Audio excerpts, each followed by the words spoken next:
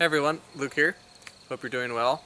And today I just wanted to make a short video on depression, right? I want to talk about the causes of depression, ways to treat depression, and I want to talk about depression that can sometimes happen during a nutritional balancing program, okay? So first of all, let's talk about depression. Now, in most cases, depression is simply a lack of energy, right? That's a very important thing to understand, is this lack of energy, okay?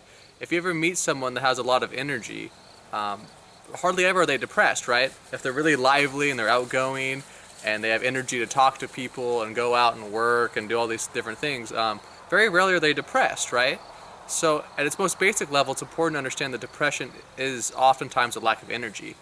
And it can be useful in that it's a compensatory mechanism. Basically, it forces you to rest too, right? Because if you're depressed, you don't want to go out. You want to maybe lay in bed all day because you're depressed. Oh, I just want to lay in bed all day and sleep and, just sit here by myself because I'm depressed. And that's actually a way that the body uses it in order to heal itself, okay? It's kind of like a signal that the body sends out, oh, the body's depressed. I need to rest more until I can recover my energy.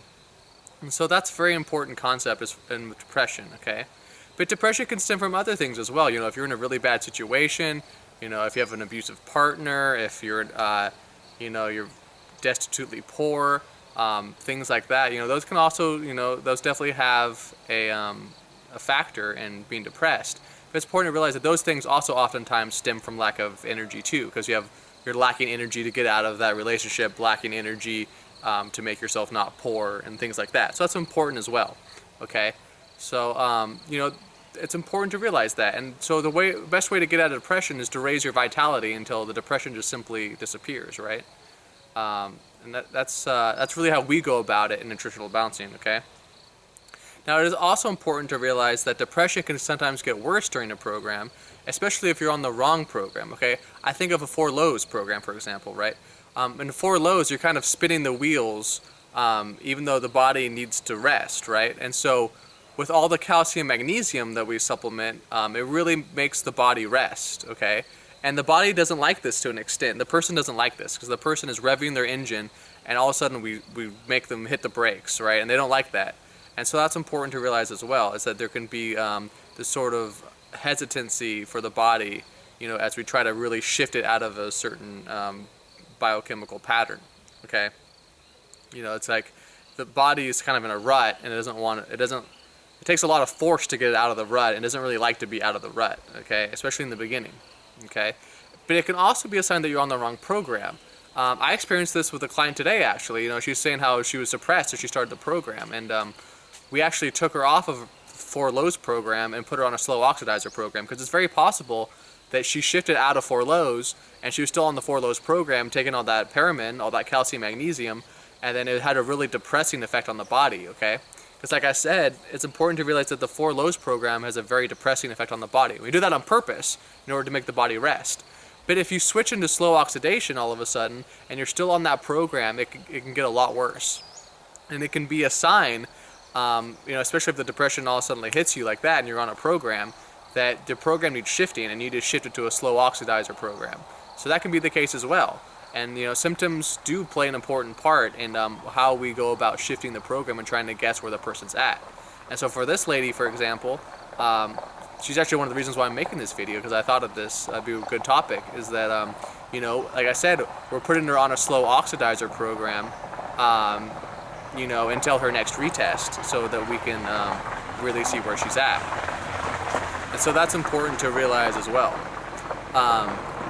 But depression will come and go on the program, and that's important to realize as well. Both as your energy goes up and down and as your situation changes. It can be depressing when you don't get to hang out with friends as much and, you don't get to, like I said, go out as much and do all those things that you used to do. That can have somewhat of a depressing effect as well. But, I would hope that as you raise your energy and you're able to put that energy into different things than what you maybe are used to, that depression again goes away. And also it's important to keep constant vigilance and just surround yourself with positive energy.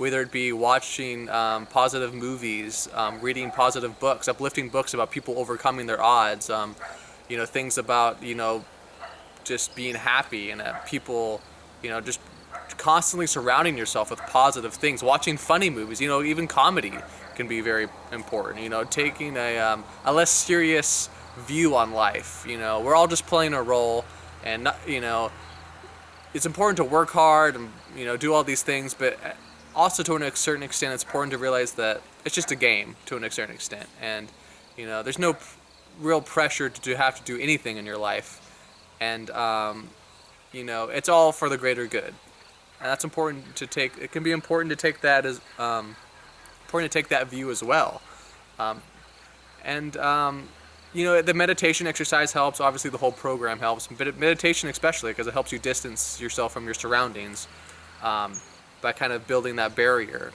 Sorry, the mosquitoes are out today. Summertime, right? But you know, that can be important as well. Using the meditation exercise to kind of view your surroundings as a third party and not get too attached to certain situation that might have a depressing effect on you. For example, if you're poor or not in a good situation, you know, you can kind of distance yourself, and you're kind of just viewing it so it doesn't have a depressing effect on you constantly. And like I said, constant vigilance. Surround yourself with positive things. Listen to uplifting music, uplifting books, uplifting movies, uplifting poems, uplifting websites. Don't listen to depressing music. Don't listen to depressing... Control what is coming into you. Depressing people that post depressing things on your Facebook, get rid of them, okay? Depressing groups on Facebook that you're part of, okay? Depressing people in your life, get rid of them. Only surround yourself with positive people, whether it be social media, your personal life, your family life, your friends, your work situation. Try to get rid of a depressing job if your job's depressing you, okay? Constant vigilance, and keep working at it, and keep in constant contact with your practitioner. Your practitioner should be your friend as well, and your practitioner should be able there to console you during those times. And in some cases, you need to shift your program, because you can be on the wrong program, and that can be depressing your body as well. So anyways, that's all I want to talk about. I hope that helps you guys out. Don't forget to subscribe and like the video, and I'll talk to you guys later.